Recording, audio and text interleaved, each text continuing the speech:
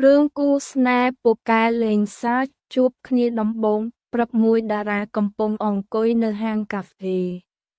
គេកាន់ទូរស័ព្ទហើយរង់ចាំសូភាតារាអូយ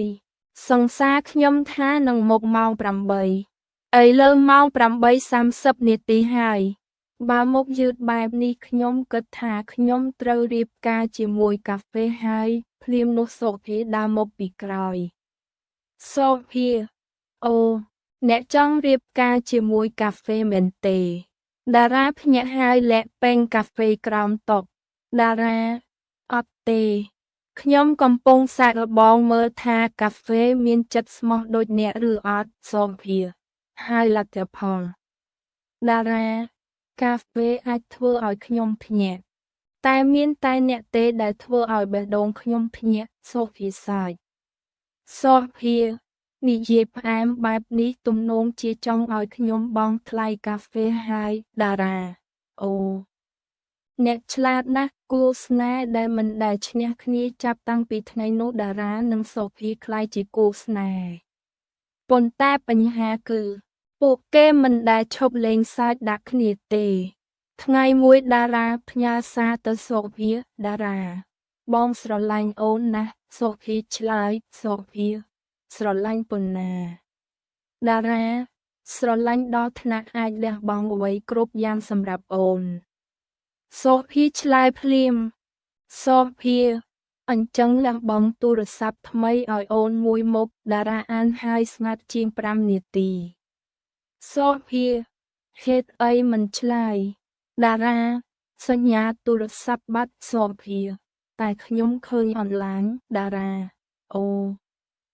សញ្ញាបេះដូងបាត់មិត្តប្រុសច្រណែនថ្ងៃមួយសូភាទទួលទូរស័ព្ទពីមិត្តប្រុសរបស់នាងតែជាមិត្តរួមការងារតារាឃើញហើយសួរតារាអ្នកណាសូភាមិត្តរួមការងារតារាប្រុសសូភាបាត់តារាធ្វើមុខស្ងួតសូភាអូនឃើញបងមុខបែបនេះមានអីតារាអត់មានទេសូភាប្រាកដតារាប្រាកដតែបេះដូងបងកំពុងសួរថាអ្នកណាជាបុរសនោះសូភាសាច់ខ្លាំងសូភាបងច្រណែនមែនតារាអត់ទេសូភាបើអត់ហេតុអីមុខបងដូចមនុស្សឃើញម្ហូបដែលខ្លួនចង់ញ៉ាំតែអ្នកផ្សេងយកទៅផែនការរបស់មីលីឃើញគូស្នេហ៍ទាំងពីរលេងសើចគ្នារាល់ថ្ងៃក៏ចង់សាកល្បងពួកគេនាងប្រាប់សូភាមីលីអូនសាកប្រាប់តារាថាអូនមានអ្នកថ្មីម្នាក់មើលទៅសូភាអីបើគេជឿមែនមីលីគេនឹងខូចចិត្តសូភាហើយបើគេមិនជឿមីលីអញ្ចឹងយើងដឹងថាគេស្រឡាញ់អូនខ្លាំងប៉ុណ្ណាថ្ងៃបន្ទាប់សូភានិយាយទៅតារាសូភាតារាមានរឿងមួយចង់ប្រាប់តារាអីសូភា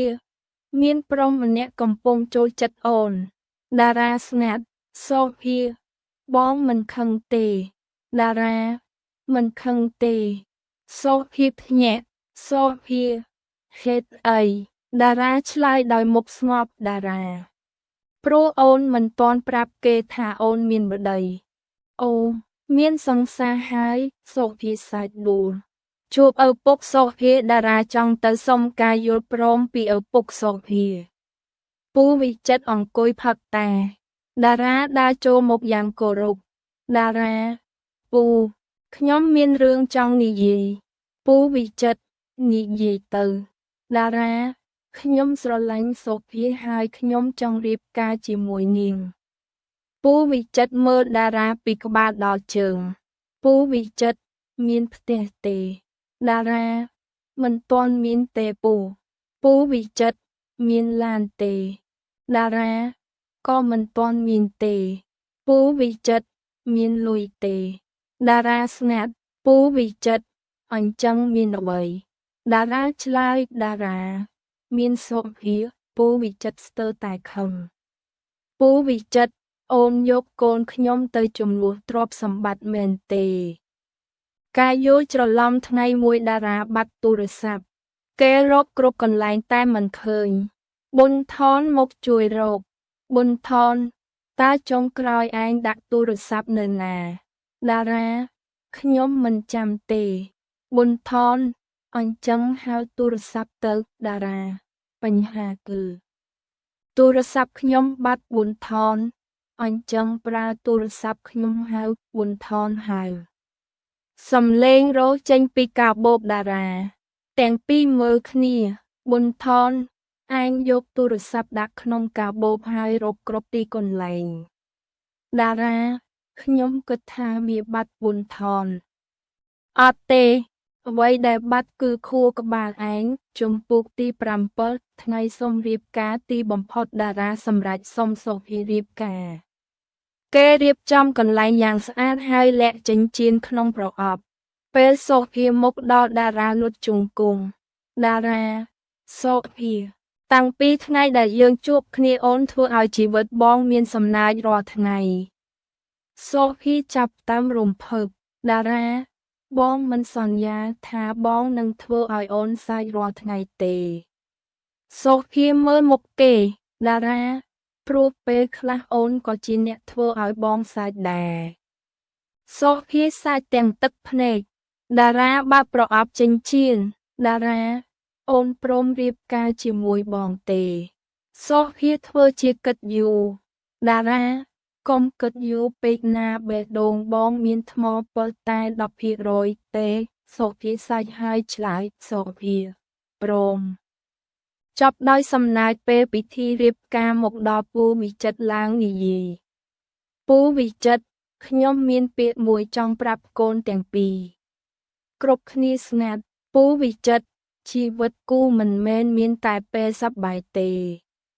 ត្រូវចេះអត់ធ្មត់និងយល់ចិត្តគ្នាតារានិងសុភីស្ដាប់យ៉ាងយកចិត្តទុកដាក់បន្ទាប់មកពូវិចិត្រនិយាយបន្ថែមពូវិចិត្រហើយសំខាន់បំផុតកុំឲ្យតារាកាន់កាត ATM គ្រប់គ្នាផ្ទោះសំណាយតារាសួរតារាហេតុអីពូវិចិត្រព្រោះបើកូនកាន់កូននឹងយកលុយទៅទិញកាហ្វេជំនួសបាយសុភីបោះភ្នែកមើលតារាសុភីអញ្ចឹងចាប់ពីថ្ងៃនេះបងឲ្យអូនកាន់កាតតារាស្ងាត់មួយភ្លែតតារាអូនយើងរៀបការថ្ងៃនេះឬថ្ងៃនេះជាថ្ងៃដែលបងបាត់សេរីភាពគ្រប់គ្នាសាច់សុភីចាប់ដៃតារាសុភីបាត់សេរីភាពមិនអីទេតែបានមនុស្សដែលស្រឡាញ់យើងម្នាក់គឺមានតម្លៃជាងគេតារាញញឹមតារាត្រូវហើយព្រោះបងអាចលេងសើចជាមួយអូនបានពេញមួយជីវិត